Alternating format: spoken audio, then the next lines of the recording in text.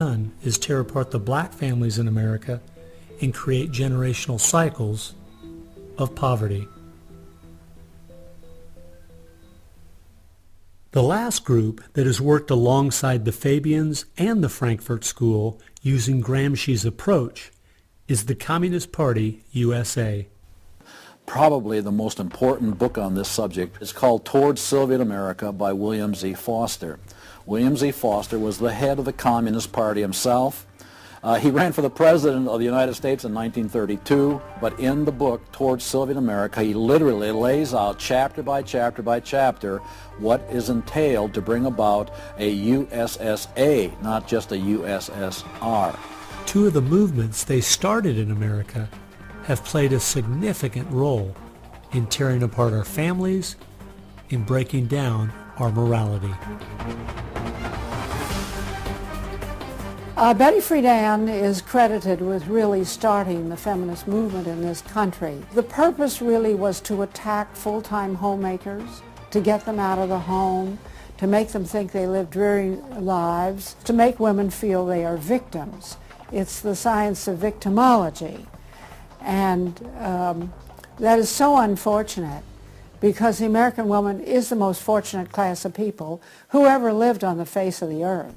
And to try to tell them that they are victims of an oppressive, unjust patriarchy is just a grievous lie. But unfortunately, they are teaching young women that and have been doing it for many years. While Betty Friedan was pushing her book, Feminine Mystique, she implied that she was coming from the point of being a frustrated housewife herself and just wanted to be a help to other women. But later in the 1990s it came out she was in fact a radical propagandist for the Communist Party and a staunch supporter of Stalin. So when she had described the American family as, quote, a comfortable concentration camp, unquote, it wasn't because of her experience at home, it was because she was just doing her part to dismantle our families. I'm a student of communism, and the communists set up various groups and various societies.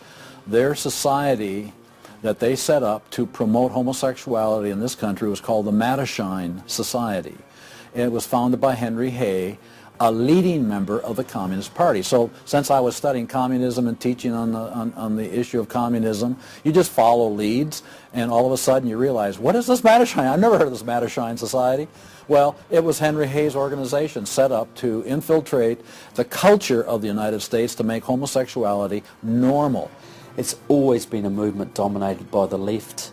It's all these so-called isms. You'll find there's a communist or a socialist behind every one of them, and you'll always see their targets. It's basically the traditional family unit. The war is still against the family.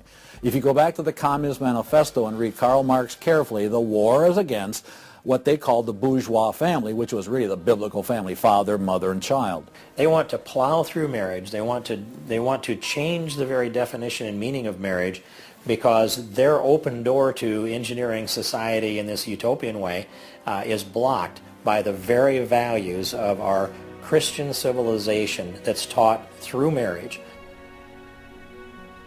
And so the left just has got to destroy the family, because if there's any one thing that will prevent the left from carrying out its agenda, it's healthy and strong nuclear families. And so from the Fabian Socialist Society to the Frankfurt School to Antonio Gramsci and the Communist Party USA, from these four you will find connections to almost every left-leaning person and organization in America. Their influence has been incredible.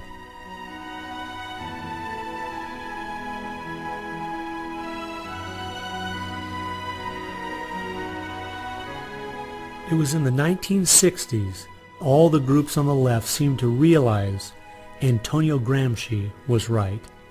In a Judeo-Christian society, you will never be able to persuade people to rise up in a Marxist revolution and start killing each other off. The only way to take the culture down is through penetrating the institutions of influence to change the people from within.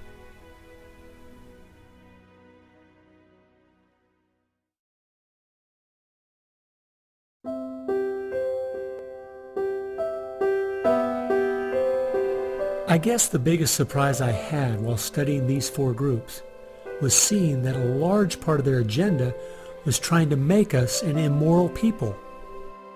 The communists knew in the 1930s and since that time, and the leftists know today, that if you can break down the cultural traditions, the basic rules of morality, then it's much easier to move people in different directions that are counter to the good of society.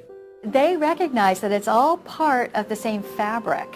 Their ideologies all work together to break down families, to break down the sanctity of human life, the value of human life, to break down the idea that there is a God that we are accountable to. They essentially are validating the Judeo-Christian worldview by the very things they attack. Because in their effort to destroy our culture, they know that they have to go after the very things that the Judeo-Christian tradition honors and values. Morality, belief in God, faith, the importance of family, the sanctity of life, the sanctity of marriage. It's amazing our enemies could see our morality was our greatest strength, and yet so many Americans don't seem to get it. Morality